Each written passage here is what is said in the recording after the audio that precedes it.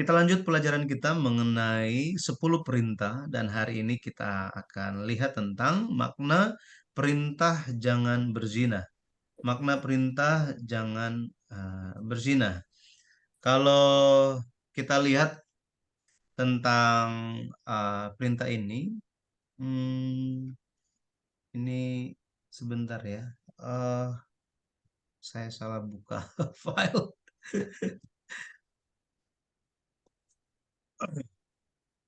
Kita telah belajar eh, mengenai 10 perintah, bagaimana 10 perintah di Perjanjian Lama itu pun digenapi di Perjanjian Baru lewat dua perintah kasih atau hukum kasih yang Yesus tetapkan.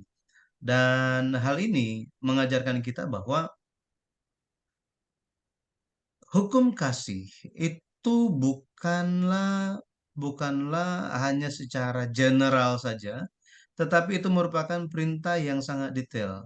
Artinya, cara untuk mengasihi, perintah untuk mengasihi itu bukan sekedar mengasihi seperti apa yang dipahami atau dipikirkan oleh manusia, tetapi hal mengasihi itu, hal mengasihi benar-benar em, benar-benar detail gitu ya, detail dan perlu untuk seperti rumah, bukan hanya lihat rumah sebagai oh ya itu rumah gitu.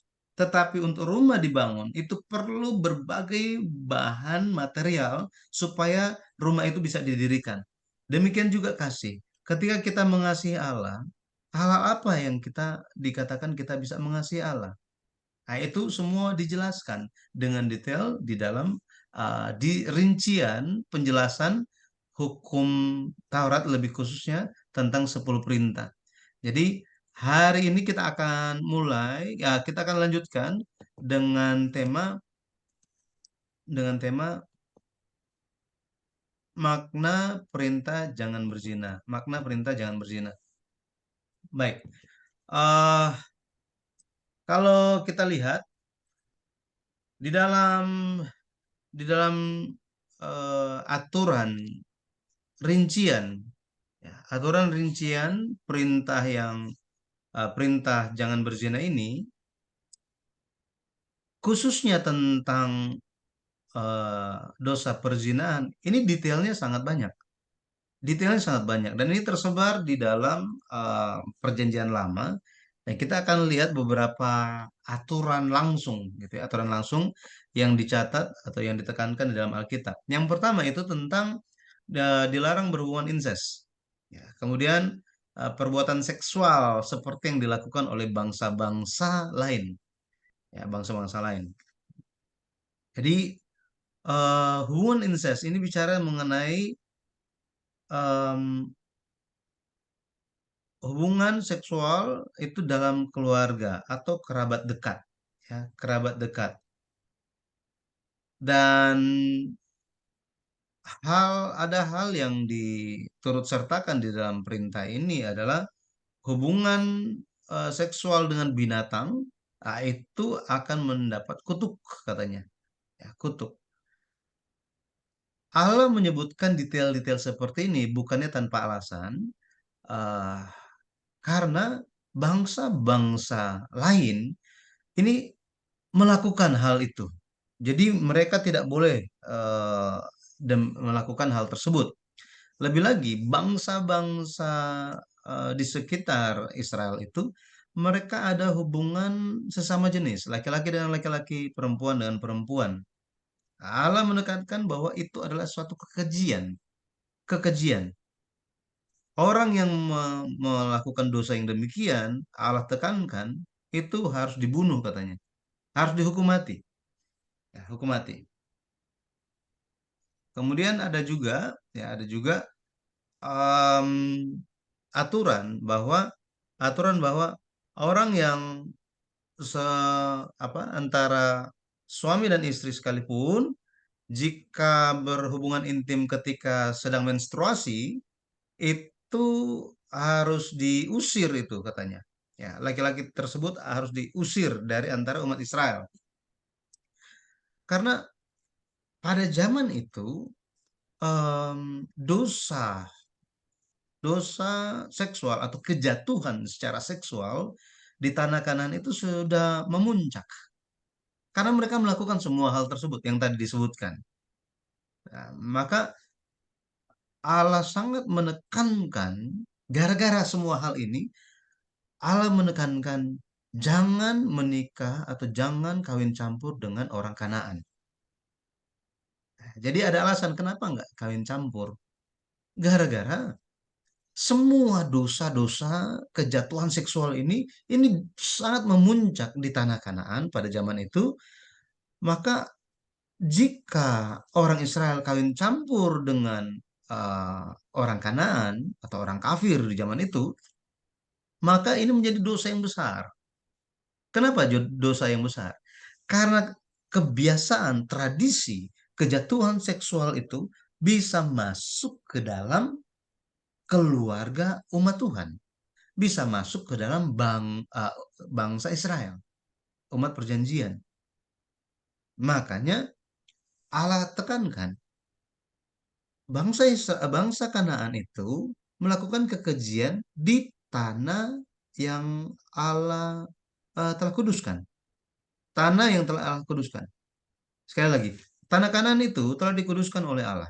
Tetapi orang-orang, bangsa-bangsa yang tinggal di tanah Kanaan itu melakukan dosa. Dan apa yang Allah lakukan? Allah muntahkan mereka. Allah usir keluar mereka semua. Jadi, untuk umat Israel, jangan juga setelah tinggal di tanah Kanaan, telah tinggal di tanah yang kudus, mereka juga melakukan dosa, kenajisan, hal-hal yang tidak kudus. Karena Allah itu adil, maha adil. Orang-orang yang tidak percaya melakukan dosa dihukum. Terus em, umat Tuhan, anak Tuhan melakukan dosa nggak dihukum? Oh, nggak seperti itu. Betul ya? Ini makanya di dalam rumah, dalam keluarga, ini pun berlaku sama. Jika anak-anak di tetangga itu melakukan pelanggaran, terus em, kita tidak suka tentang eh, pelanggaran-pelanggaran yang dilakukan oleh anak tetangga kita, kemudian anak kita melakukan pelanggaran, terus kita bilang oke gitu. Nggak mungkin kan? Nggak mungkin. Sama seperti itu. Jadi Imamat 18 ayat 24 sampai 30 menekankan bahwa jika orang Israel menajiskan tanah Kanaan, mereka akan dimuntahkan. Akan dimuntahkan katanya. Jadi em, melalui rincian dari dosa apa hukum perzinahan ini, jangan berzina ini, maka Allah ingin supaya umat Tuhan, orang Israel itu sadar tentang hal pemisahan, bahwa mereka harus memisahkan dari hal-hal yang jahat demikian, dosa atau kejatuhan seksual seperti demikian. Nah, ini. Kemudian kita lihat berikutnya mengenai dosa perzinahan ini diperintahkan detailnya diperintahkan untuk jaga kesucian pernikahan. Jaga kesucian pernikahan. Nah, em, di zaman dulu sangat sangat di Alkitab itu sangat menekankan mengenai hal kegadisan atau keperawanan. Sehingga setelah seorang laki-laki menikah dengan seorang perempuan, jika dia merasa apa ya, merasa curiga terhadap kegadisan dari eh, istri atau perempuan yang diambilnya sebagai istri, maka em, dia harus membicarakannya dengan orang tua dan orang tua dari perempuan itu dan orang tua perempuan ini mereka akan membantu menyelesaikan permasalahan ini, gitu ya. Jadi ada tanda kegadisan yang disimpan, ya, disimpan. Kalau kita lihat secara khususnya ada dua kondisi yang muncul, ya, dua kondisi yang muncul bahwa kesucian itu benar-benar sudah jelas, gitu ya, sudah jelas.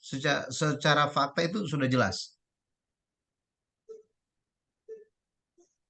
Jika suami menuduh ya istrinya itu eh, tidak suci lagi, gitu ya, tidak perawan lagi, dan menyebabkan istrinya kecewa, maka berarti kan itu sudah jelas, maksudnya sebenarnya sudah jelas bahwa eh, istrinya itu masih perawan karena ada tanda, ya, ada tanda yang tanda kegadisan yang disimpan oleh orang tua.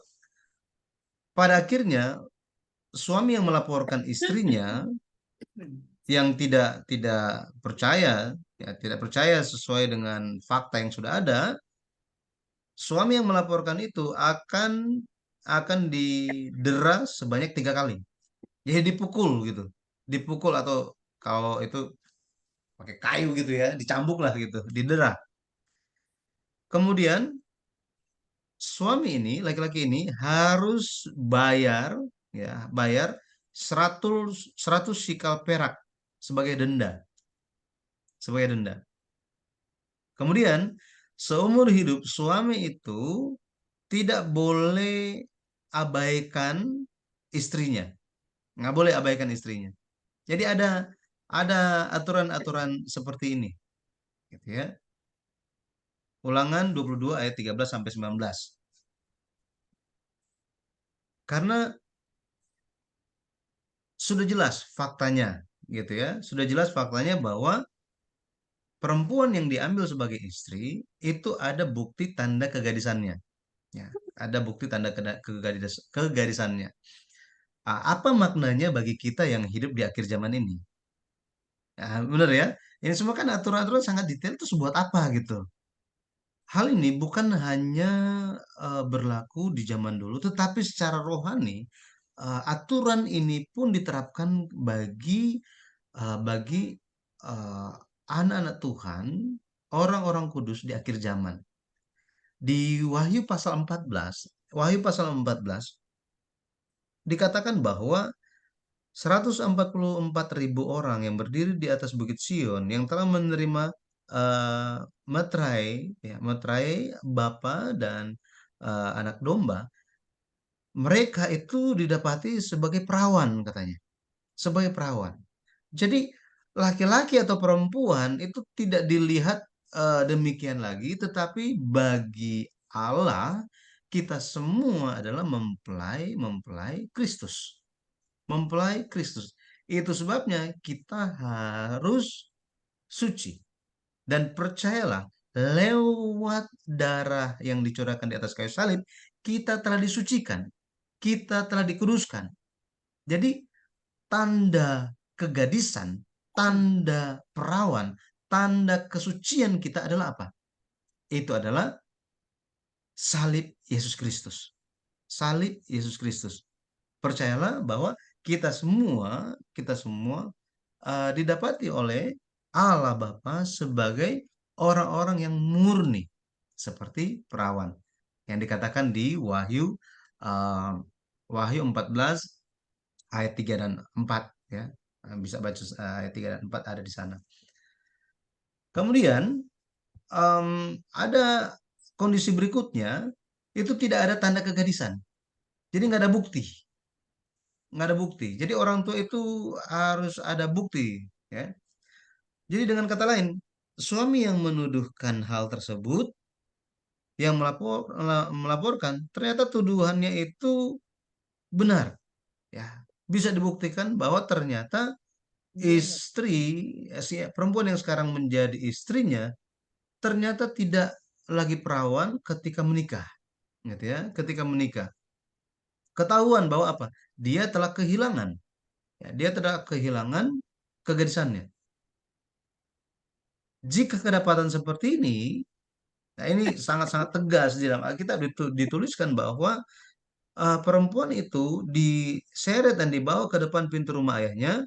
Kemudian orang-orang yang di kota, ya, di kota ayahnya itu harus merajam perempuan itu dengan batu sampai mati. Nah, kenapa demikian? Kenapa demikian? Karena dia telah berlaku seperti perempuan sundal dengan mengotori tubuhnya, mengotori tubuhnya. Maka peraturan yang sangat tegas ini hendak mengajarkan apa sebenarnya? Betul ya? Mengajarkan apa? Sangat-sangat tegas demikian. Itu tujuan Allah menegakkan aturan yang sangat-sangat tegas dan kalau kita lihat dari sisi yang lain menakutkan ini, apa sih yang Allah hendak jaga? Yang Allah hendak jaga itu adalah kesucian, ya, kesucian dan kepercayaan antara suami istri, ya. Kesucian dan kepercayaan antara suami istri.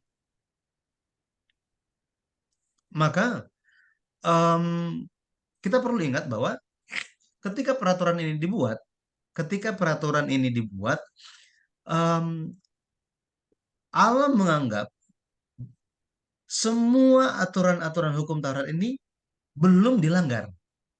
Ini Allah menganggap belum dilanggar. Itu sebabnya Allah tegakkan hukum ini supaya orang-orang jangan melanggar, supaya mereka takut mengenai hal hukuman yang sangat-sangat menakutkan, sangat-sangat berat. Pada akhirnya, ketika umat tahu mengenai hal ini, mereka akan menjaga kekudusan diri mereka, menjaga kekudusan tubuh mereka, diri mereka, menjaga kekudusan rumah tangga mereka. Seperti ini. Jadi ada ada em, ada apa namanya? Aturan pencegahan atau antisipasi yang dilakukan, yang sudah dilakukan. Oke. Yang ketiga, yang ketiga adalah hukum yang dibuat menghakimi orang yang tertangkap basah berzina. Jadi itu sebabnya ketika kita mengetahui hal ini, pada akhirnya kita pun ditekankan oleh Allah supaya kita bisa menjaga kekudusan kita. Perzinahan itu bukan di dalam Alkitab bukan hanya secara jasmani saja, tetapi Yesus Kristus ketika dia datang dia memperluas makna dari peraturan atau hukum perzinahan. Yesus bilang, ada tertulis dalam hukum Taurat, jangan berzina, tetapi aku berkata kepadamu, barang siapa melihat seorang perempuan dan mengingininya dalam hatinya, dia telah berdosa, katanya. Sudah berdosa. Kenapa? Karena dosa itu dimulai dari dalam hati. Bukannya cuma dilihat, oh sudah lakukan. Bukan. Tetapi perbuatan, perkataan, segala kehidupan itu muncul dalam hati. Muncul pertama-tama di dalam hati. Makanya em, Tuhan inginkan supaya supaya kita pun benar-benar kudus dan layak berkenan di hadapan Tuhan. Di kemudian hari, Rasul Paulus menekankan bahwa bahwa penyembahan berhala adalah itu adalah perzinahan secara rohani, menyembah berhala. Bahkan di Perjanjian Lama pun Tuhan sudah bicara mengenai hal itu. Yakobus berbicara mengenai hal ini bahwa persahabatan dengan dunia memberikan pikiran hati kita kepada dunia, pada akhirnya itu pun merupakan perzinahan, ya, perzinahan. Nah, jadi yang ketiga ini kita akan lihat hukum yang menghakimi orang yang tertangkap berzina. Jadi ada tiga kondisi berdasarkan berdasarkan status pernikahannya, gitu ya, status pernikahannya sudah menikah atau belum atau bagaimana. Misalnya yang berzina adalah yang sudah punya suami, ya, berzina sudah punya suami. Ya, pada akhirnya dua-duanya itu akan dihukum mati. Dua-duanya itu akan dihukum mati. Ulangan 22 ayat 22. Ulangan 22 ayat 22. Masih ingat ketika ada seorang perempuan yang dibawa di hadapan Tuhan, ya di hadapan Tuhan, Tuhan Yesus, gitu ya. Itu kan dia melakukan dosa perzinahan kan? Nah, kedapatan kan yang melakukan perzinahan kan bukan cuma perempuan saja, tetapi ada laki-lakinya. Nah, ini masuk di dalam yang mana, gitu ya? Kenapa orang-orang Yahudi itu hanya membawa perempuannya saja? Kok laki-lakinya nggak dibawa? Nah, ini. Nah, nanti kita bisa lihat dari tiga kondisi ini. Jadi yang pertama, kalau sudah bersuami, jika sudah bersuami, pada akhirnya dua-duanya dihukum mati. Yang kedua, yang kedua itu sudah bertunangan. Perempuannya sudah bertunangan. Ya. Maka kalau perzinahan ini eh, oleh ini gadis yang sudah bertunangan, ini akan dilihat apakah di dalam kota atau di luar kota.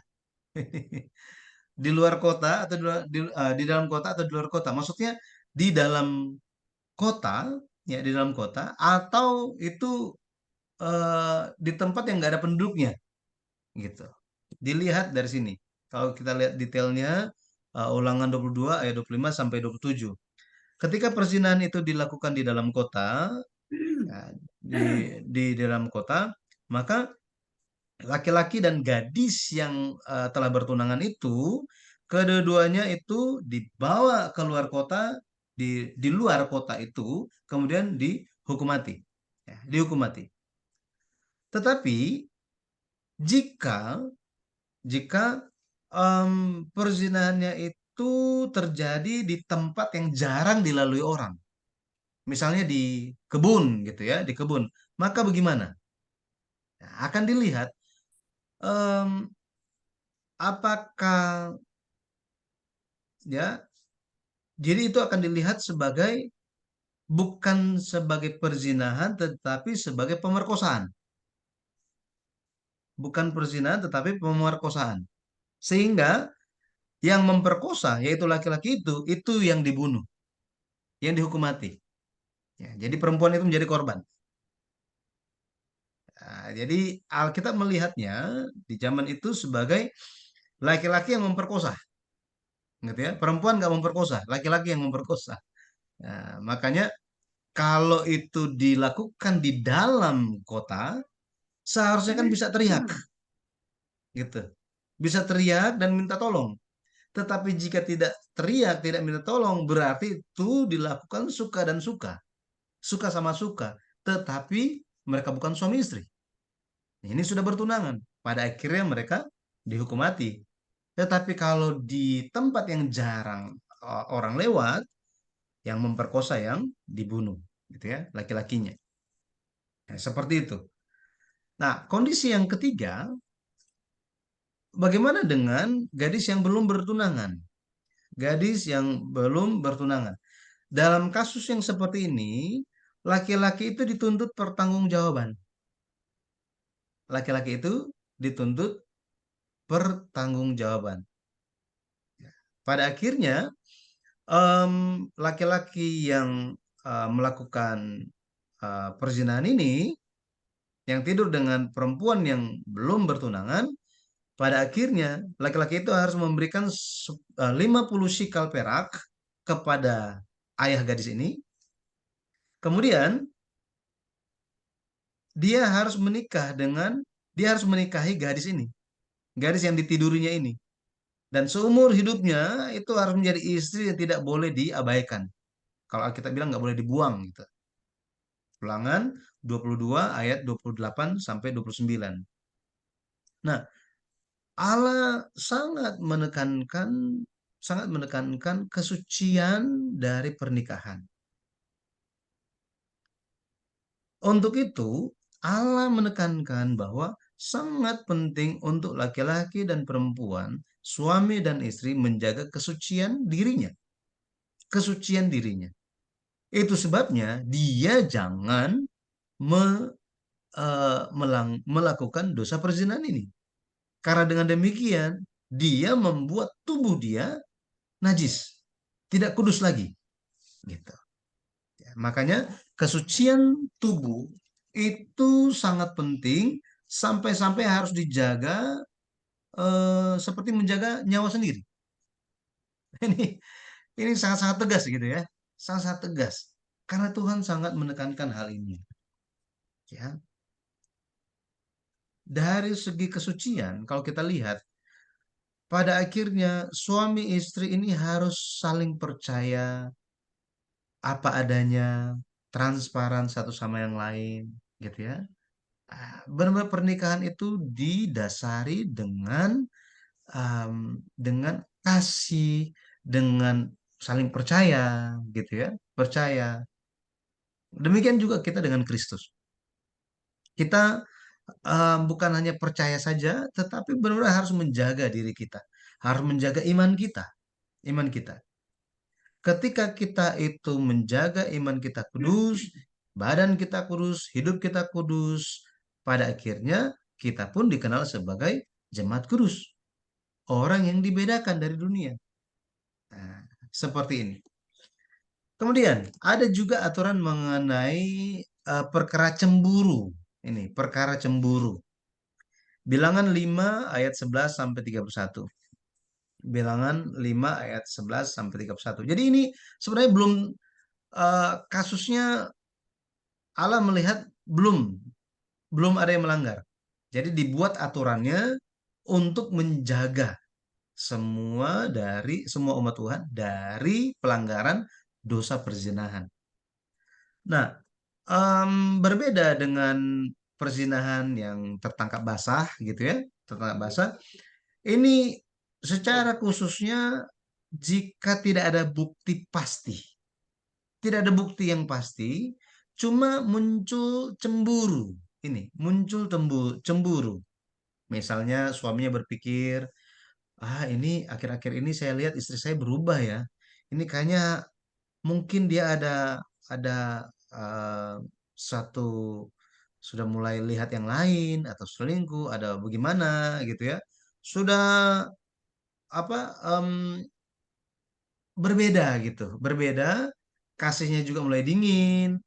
Nah, muncul kecurigaan seperti demikian. Jika ada kecurigaan demikian, maka maka em, suami membawa istrinya kepada imam dan diadakan suatu upacara.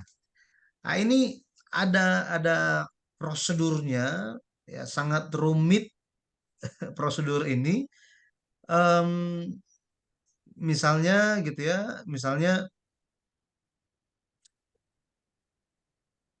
ada bejana tanah liat, ditaruh air, ya, ditaruh air, kemudian dimasukin debu tanah, ya, di tanah, ini semua dari tempat kudus, gitu ya, dari kemah suci, dimasukkan ke situ, jadi ada seperti bejana, kemudian masuki air, ya, air dari kemah suci, kemudian dimasukin debu, ya, diambil dari lantai kemah suci juga, ya, tempat kudus. Setelah itu perempuan, ya, diuraikan rambutnya, ya, ambil, ya, kemudian pegang korban sajian. Setelah itu lihat ada satu kertas ditulis gitu ya, ditulis kutub, masukin dalam air, kemudian airnya itu diminum. Bisa bayangkan ya, aturan yang sangat ribet gitu ya. Nah, ada setelah diminum nanti ada efeknya gitu. Jika ada efeknya maka oh ya terbukti cemburu dari suaminya, maka ada hukumannya. Ada juga misalnya tidak terjadi perubahan terhadap tubuh perempuan itu sang istri, maka oh ya itu tidak terbukti gitu ya. Tapi em, menjadi pertanyaan sebenarnya kenapa Allah bahkan mencantumkan perkara cemburu seperti ini, ya, cemburu seperti ini. Ya, itu karena ada alasan, ya, ada alasan. Kita lihat yang pertama, karena manusia itu kecenderungan tuh curiga. Ini manusia. Jadi Tuhan, dia tahu bahwa manusia itu sangat mudah untuk cemburu atau curiga terhadap orang lain. Ini kelemahan manusia. Istrinya sebenarnya nggak ngapa-ngapain, tetapi suaminya curiga. Kalau misalnya, kalau misalnya suaminya itu emosi, cemburu, tetapi eh, tidak ada yang menyelesaikan rasa cemburu dari suami, kemudian bisa emosi, pada akhirnya bisa terjadi kekerasan di dalam rumah tangga. Ya, kalau em, ada berita gitu ya, karena KDRT terjadi, ya, istri dibunuh. Itu terjadi di Bekasi, saya lihat beritanya gitu ya. Wow, seperti itu kekerasan terjadi, gitu ya. Ya, eh, ada penyelidikannya. Tuh. Tetapi kalau kita lihat, begitulah manusia, gitu ya. Maka untuk eh,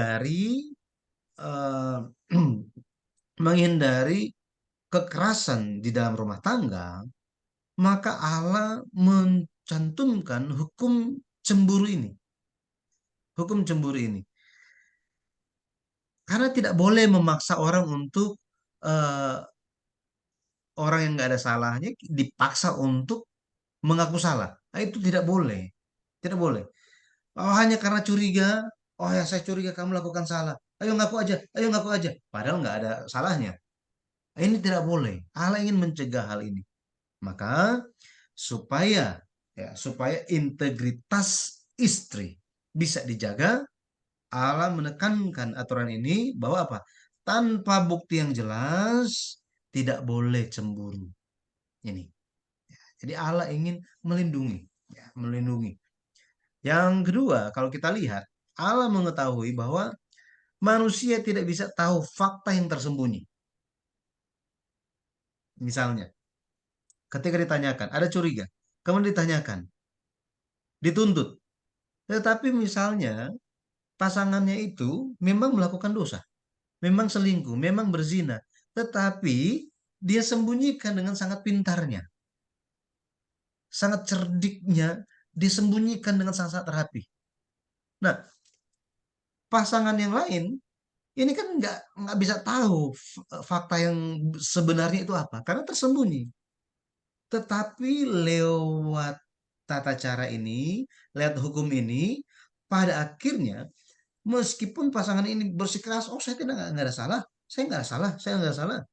Nah, ketika dilakukan upacara demikian, maka faktanya itu akan terbuka. Tadi kan, misalnya diminum airnya, jika terjadi perubahan, ya, perubahan fisik dari istrinya, maka terbukalah fakta yang sebenarnya. Nah, jadi masing-masing suami dilindungi, istri dilindungi, umat keluarga dilindungi, umat Tuhan ini pun kekudusannya itu terus dijaga, ya, terus dijaga. Maka inilah bagaimana Allah ingin mendirikan integritas, kesucian dari suami dan istri, dari keluarga. Pada akhirnya, akhirnya em, ketika hukum ini didirikan, segala perkara itu ya segala perkara itu diberikan sepenuhnya kepada Allah. Ya. Hubungan suami istri itu benar-benar semuanya itu berserah kepada Allah, biarlah Allah yang menyelesaikannya, ya, menyelesaikannya. Pada akhirnya, misalnya tadi mungkin mungkin muncul suatu pikiran, ini kalau ada suami yang curiga misalnya, suami curiga, tapi ternyata istrinya itu tidak terbukti bersalah. Apakah boleh istri bilang, itu ya, kan terbukti kan, saya nggak ada salahnya. Kamu ya sudah curiga-curiga kepada saya ya. Kamu harus dihukum. Tetapi dalam hal ini suami itu tidak dihukum. Loh, kok begitu? Kan dia sudah curiga. Kan dia sudah curiga, kok nggak dihukum? Saya kan nggak terbukti nggak bersalah. Enak aja dia, gitu ya. Ah, sini kita harus harus ingat bahwa imam pun melihat bahwa ada dasar dari sang suami. Sang suami me, me- eh, mengutarakan ya perkara ini karena satu tujuan. Bukan karena dia itu curiga tanpa alasan atau dia itu ingin ada motivasi tertentu. Tetapi seorang suami haruslah membawa perkara ini dengan hati ingin menjaga kemurnian dan damai di dalam keluarga. Harus seperti itu. Gitu ya. Makanya ketika membawa perkara itu di hadapan Tuhan, suami dan istri harus benar-benar berserah, harus berdoa dan mengambil konsekuensi hasil dari perkara itu. Harus siap, jangan sampai nggak siap gitu, ya. Nah, makanya pada dasarnya kasih itu harus harus menjadi dasar dalam suami dan istri, dalam keluarga. Nah, kemudian ada larangan. Ada larangan itu pelacuran bakti. Ya, ini pelacuran bakti, semburit bakti, serta persundalan. Ini Ulangan 23 ayat 17 sampai 18 dan Imamat 19 ayat 29 mencatat mengenai hal ini. Pelacuran bakti. Hal ini menunjuk kepada, ya mari kita lihat. Pelacuran bakti itu eh, itu kedesa, semburit bakti itu kades, ya kades. Ini mungkin ya, bunyinya agak mirip dengan kados gitu ya, kudus, tetapi ini berbeda gitu ya, berbeda tulisannya. Di ulangan ya, ulangan 23 ayat 17 dikatakan di antara anak-anak perempuan Israel janganlah ada pelacur bakti dan di antara anak-anak lelaki Israel janganlah ada semburit bakti. Nah, ini ada kata janganlah. Janganlah ada pelacur bakti, janganlah ada semburit bakti. Maksudnya apa di sini? Kata janganlah ini dalam bahasa Ibrani adalah lo. Ketika muncul kata lo, ini merupakan larangan yang tegas, sangat-sangat keras. Jadi em, di di agama bangsa-bangsa di sekitar Israel, mereka itu ada satu ritual sebelum mereka memberikan korban persembahan, sebelum mereka itu menyembah, hal yang dilakukan itu adalah melakukan eh, apa em, seksual, ya, perbuatan seksual dari antara umat, ya, rakyat itu dengan perempuan-perempuan dan laki-laki yang sudah menjadi profesi di di eh, tempat-tempat penyembahan berhala itu, gitu. Jadi memang mereka di sana sudah ada perempuannya sudah ada di sana, sudah ada laki-laki di sana. Jadi harus melakukan persetubuhan, ya, persetubuhan. Pelacur bakti di sini, jadi laki-laki yang datang, misalnya rakyat laki-laki, seorang laki-laki datang, kemudian melakukan perzinahan dengan perempuan di situ. Kemudian ada juga laki-laki dan mereka ketika datang dalam kuil tempat penyembahan berhala itu, mereka melakukan dosa seksual dengan lelaki, ya, dengan lelaki. Jadi laki-laki dengan lelaki. Allah menekankan, jangan ada anak-anak perempuan menjadi pelacur. Jangan. Gitu ya. Kemudian anak lelaki itu lakukan semburit bakti. Ya, sodomi maksudnya di sini. Gitu ya. Tidak boleh. Tidak boleh. Sangat-sangat tegas mengenai hal ini. Makanya em, kalau kita lihat di kemudian hari, peraturan ini dilanggar oleh orang Israel juga.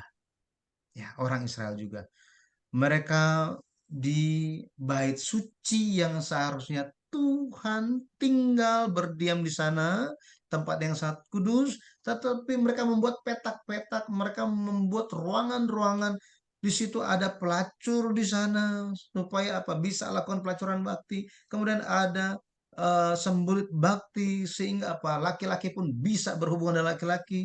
Semua dilakukan di mana? Di Bait Suci Salomo. Wah, sangat-sangat rusak. Hal ini terjadi di zaman raja-raja. Ya, di zaman raja-raja. Ini merupakan dosa yang sangat besar dan meskipun kalau kita lihat di zaman Raja Yosia, di zaman Raja Yosia itu dihapuskan total oleh Raja Yosia. Itu kalau kita bisa lihat itu di dua raja-raja.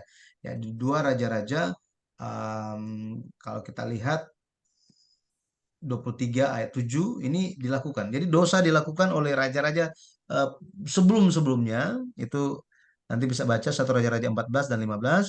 Tetapi Raja Yosia di dua Raja-Raja 23 ayat 7, Yosia reformasi agama dan dia membersihkan semuanya. Ya, Allah melihat itu sebagai kekejian, ya kekejian. Bahkan upah hasil persundalan tidak boleh dibawa sebagai persembahan. Tidak boleh. Ya. Ulangan 23 ayat 18 mencatat hal itu. Janganlah kau bawa upah atau upah sundal atau uang semburit ke dalam rumah Tuhan Allahmu untuk menepati salah satu nazar, sebab keduanya itu adalah kekejian bagi Tuhan Allahmu. Ya. Jadi seperti itu. Ya. Maka di sini pun mengajarkan bahwa persembahan yang diberikan di hadapan Tuhan benar-benar yang dihasilkan, didapati dengan berkeringat dengan cara yang baik. Ya, dengan cara yang baik. Nah, ini tersirat di sini pesannya. Dan dalam sejarah kalau kita lihat em, karena pelacuran bakti, semburit bakti, hal ini membawa kehancuran yang sangat berat, sangat dahsyat kepada umat Tuhan. Sangat-sangat dahsyat. Karena itu menghancurkan moral, ya, moral dari keluarga, moral bangsa, dan sangat-sangat menajiskan bait suci, mengotori bait suci. Ya, itu sebabnya kalau kita lihat tantangan ini dihadapi bukan hanya oleh dunia, tetapi juga oleh gereja. Oleh gereja. Dosa seksual ini sangat-sangat merusak. Bukan hanya di dalam rumah tangga, bukan hanya di dalam kehidupan anak-anak muda, tetapi juga bahkan bagi tantangan bagi hamba-hamba Tuhan, bagi pelayan-pelayan gereja, majelis gereja. Jadi hamba-hamba Tuhan pun sama. Jika hanya mengejar kenikmatan seksual, hanya pikir-pikir yang cabul, maka pada akhirnya dosa akan murka Allah akan menimpa. Murka Allah akan menimpa. Ya, maka em, Wahyu 22, oh ya, Wahyu 22 ayat 22 sampai 23. Wahyu 2 ayat 22 sampai 23 ini dikatakan bahwa orang yang em, berbuat zina em, dengan cara pikirannya sudah tercampur dengan ajaran-ajaran yang menyesatkan, ini pun adalah perbuatan zina. Jadi bukan hanya secara fisik saja, tetapi ketika umat Tuhan, ini kan kalau kita lihat Wahyu 2 ini bicara tentang apa yang terjadi kepada salah satu gereja, satu dari 7 gereja di Asia Kecil. Jadi ini bukan terjadi di luar gereja, tetapi di dalam gereja. Bukan hanya secara jasmani, tetapi secara rohani bagi mereka yang berbuat zina. Artinya apa? Pikirannya tercampur dengan pikiran dunia, pikirannya tercampur dengan pikiran-pikiran yang bukan firman. Pada akhirnya, orang-orang tersebut akan menerima hukuman. Menerima hukuman. Ya. Jadi, ah, kemudian itu mengenai pelacuran bakti dan semburit bakti. Kemudian ada persundalan. Persundalan bahasa Ibrani-nya zana. Ya, zana. Imamat 19 ayat 29. Janganlah engkau merusak kesucian anakmu perempuan dengan menjadikan dia perempuan sundal. supaya negeri itu jangan melakukan persundalan. Nah, sehingga negeri itu penuh dengan perbuatan mesum. Nah, biasanya itu kan kalau tadi pelacuran bakti, semburit bakti itu dilakukan oleh umat Tuhan itu di bait suci. Nah, persundalan di sini berbicara tentang menjual tubuh, perempuan yang menjual tubuhnya sebagai pekerjaan untuk mencari uang. Nah, jadi em, kitab Imamat ini secara khususnya mencatat tentang bagaimana supaya orang Israel menjaga kesucian mereka, ya, kesucian mereka. Perbuatan-perbuatan yang melanggar itu pada akhirnya akan melanggar, ya, akan membuat akan meruntuhkan keluarga, ya, keluarga. Makanya di sini sangat tegas Allah mencatat di Ulangan 22 ayat 5. Seorang perempuan janganlah memakai pakaian laki-laki dan seorang laki-laki janganlah mengenakan pakaian perempuan. Sebab setiap orang yang melakukan hal ini adalah kekejian bagi Tuhan Allahmu. Jadi Allah menekankan mengenai hal ini.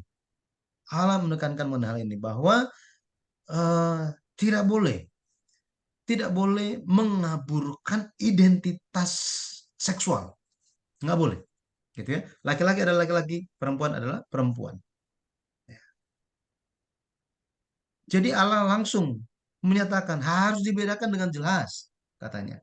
Tapi kalau kita lihat zaman sekarang ini, bahkan bahkan dunia itu begitu jahatnya, orang-orang yang telah jatuh dosa dengan sangat parah, mereka bahkan menggunakan pelangi sebagai dasar dasar ideologi dosa dan kejahatan mereka. Padahal pelangi itu di dalam Alkitab merupakan lambang damai dari Tuhan. Kita bisa lihat pelangi itu di zamannya Nuh itu merupakan perjanjian kan? Perjanjian bahwa apa? Setiap kali pelangi itu muncul, Allah akan ingat kepada manusia dan Allah akan ingat janjinya. Allah tidak akan menghakimi manusia.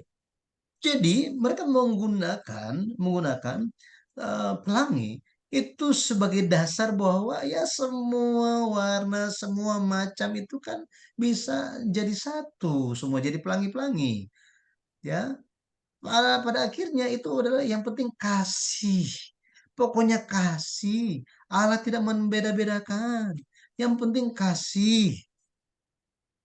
Nah, ini kerusakan, ya, rusak moral, bukan cuma rusak moral tetapi rohnya pun telah rusak. Inilah keadaan dunia zaman sekarang dan menjadi tantangan bagi kita, bagi kehidupan gereja, bahkan kehidupan umat Tuhan dan kehidupan bangsa. Di kemudian hari kalau kita lihat bagi orang Israel, ya, bagi orang Israel untuk mengingat semua aturan-aturan Tuhan, mereka diperintahkan untuk membuat pakaian, ya, membuat pakaian, dan di ujung pakaiannya, ya, khususnya pakaian untuk laki-laki Israel, itu di ujung pakaian itu ada empat sisi, gitu ya, ada empat sisi. Di ujung-ujungnya itu harus ada benang, ya, harus ada benang, jumbai-jumbai dibilang gitu ya, jumbai-jumbai. Kemudian jumbai-jumbai ini itu diikat sedemikian rupa. Ada simpul-simpulnya, ada jumlah yang ditentukan, ada jumlah benang yang ditentukan. Tetapi semua itu untuk membuat orang Israel mengingat bahwa ketika mereka keluar rumah, mereka mengenakan jubah yang ada punca-punca, ada punca-punca atau ujung-ujung jubah mereka itu ada jumbai-jumbai. Ini kan jubah luar, ya. Jadi orang-orang bisa lihat dan saling melihat. Pada akhirnya mereka, ketika mereka lihat, mereka ingat hukum Taurat. Mereka ingat ada aturan yang harus mereka jaga. Oh, mereka ingat bahwa apa? Semua hukum itu untuk menjaga kekudusan mereka. Kekudusan mereka. Nah, jadi di saat itu mereka akan ingat aturan-aturan yang Tuhan telah tentukan, ya, tentukan. Makanya ada aturan juga gitu ya Jangan campur itu kain lenan dan bulu domba itu dicampur jadi satu untuk bikin baju. Tuhan bukan lagi bicara tentang teknik tekstil, bukan, ya, bukan.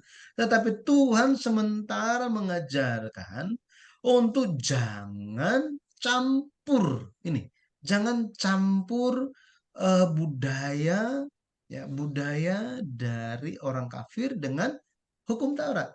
Jangan. Ya, harus menjaga kekudusan. Jadi ini bukan masalah fashion, bukan, ya. Harus diingat, ya, harus diingat. Jadi eh kesimpulannya, kesimpulannya Ulangan 22 ayat 5 dikatakan begini. Haruslah engkau membuat tali yang terpilin pada keempat puncak kain penutup jubahmu. Kata tali di sini gedil. Ini memilin benang. Jadi kayak dianyam gitu ya. Dianyam. Dikatakan jumbai-jumbai ini seperti tali. Ini disebut sebagai sisit. Jadi ketika kita lihat bajunya orang orang Yahudi zaman sekarang, laki-laki itu di ujung-ujungnya tuh kalau misalnya lihat ada tali-talinya, ada ini jumbai-jumbainya, itu dikatakan sebagai sisit yang artinya hiasan di ujung jubah.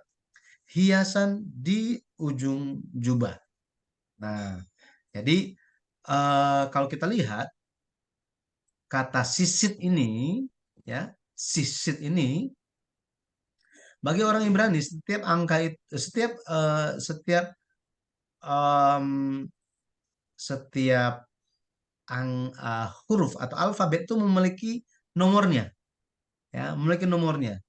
Jadi kalau misalnya mereka jumlahkan hal-hal ini, ya, itu kita menemukan 600, kemudian ada 5 5 simpul, ada 8 benang, di total semuanya ini menjadi 613. Apa makna 613 ini bagi orang Yahudi? Apa maknanya?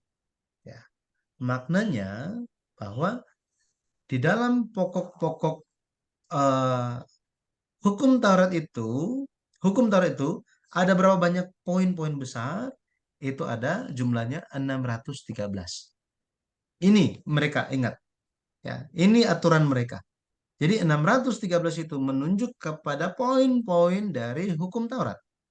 Sehingga ketika mereka melihat sisit atau punca-punca baju itu, mereka akan ingat tentang hukum Taurat, tentang poin-poin hukum Taurat, bahwa mereka harus tampakkan hukum Taurat itu, tampakkan firman Tuhan itu dalam kehidupan setiap hari, ya, setiap hari. Nah, jadi eh, ya, eh, Bilangan 15 ayat 39 sampai 40 dikatakan begini.